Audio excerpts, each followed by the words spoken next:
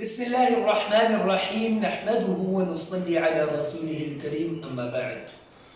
مسلمانانو ورونو تاسو سره ما پرون دا یو وعده کړې وه چې زه یو نوی سیریز شروع کوم د اسلام د حقیقت او د حقانیت په تعلق سره چې اسلام څه شی دی او اسلام موږ ته څه راکوي.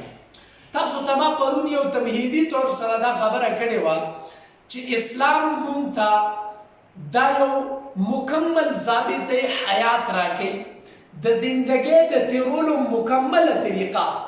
اسلام صرف منځ نه دی، اسلام صرف روژه نه ده، اسلام صرف زکات نه دی، اسلام صرف حج نه دی، بلکې اسلام یو مکمل زندګۍ دپاره ضابط حیات دی. د تیرولو یو طریقه، یو اصول، یو قاعده او یو کلیه ده. د دې د وجې نه قرآن وایي ادخلوا فی السلم کافه، تاسو اسلام کې مکمل طور سره داخل شئ. اسلام د سلیمه نه د اطاعت او د تابعدارۍ او د فرمانبردارۍ نوم د عزتمندو. اسلام معنی دا ده چې په زړه کې د الله تعظیم، په ژبه باندې د الله د کبریایۍ، د الله د بړایۍ او د الله د عظمت او د تقدس اقرار، او په عمل باندې د الله رب ذوالجلال د هر یو حکم اطاعت او فرمانبرداري دا اسلام د عزتمندو. د دې د وجې نه چې موږ ته څه هم الله تعالی حکم کوي، د هغې عظمت زموږ په زړونو کې وي، د قرآن عظمت زمونږ په زړونو کې وي، د محمد رسول الله عظمت زمونږ په زړونو کې وي، د محمد رسول الله صلی الله علیه وسلم د احادیثو عظمت او تقدس زمونږ په زړونو کې وي. د دې نه علاوه هر هغه څیز چې هغه الله رب ذوالجلال د امت مسلمه د راهنمایۍ دپاره ورکړی دی، د هغې عظمت او تقدس زمونږ په زړونو کې وي. دې ته اسلام ویلی کېږي، دې ته د اسلام اصل تشریح ویلی کېږي. دویم څیز دی ایمان. ایمان د آمن یؤمن ایمانا اطمینان ته ویلی کېږي، او دا حقیقت کې ایمان راوړل، یقین، عقیده او مکمل د زړه د تصدیق سره په دې خبره باندې یقین او عقیده لرل دي چې الله رب ذوالجلال یو دی. آمنت بالله obedience to the commands of Allah and His messengers sallallahu alaihi wasallam.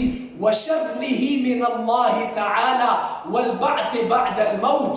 مونږ ایمان راوړی دی په الله باندې، د الله په ملائکو او په فرشتو باندې، او د الله په کتابونو باندې، د الله په رسولانو باندې، په ورځ د آخرت باندې، او په هغه قدر باندې چې هغه خیري او که شري د هغې اندازې او د هغې تقدیر ایمان دی چې دا ټول د الله د طرف نه دي.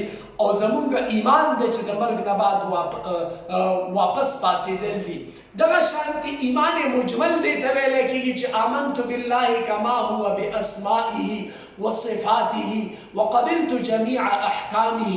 مونږ ایمان راوړی دی د الله په اسماء او په ذات او په صفاتو باندې، او مونږ ټول احکامات د الله تعالی قبول کړي دي. وقبلت جميع احکامه اقرار باللسان، په ژبې باندې د دې خبرې مونږ اقرار کړی دی، و تصدیق بالقلب، او په زړه باندې د دې خبرې زمونږ تصدیق دی. دا ایمان او اسلام دی. انشاءالله سبا ته به توحید بیانېږي.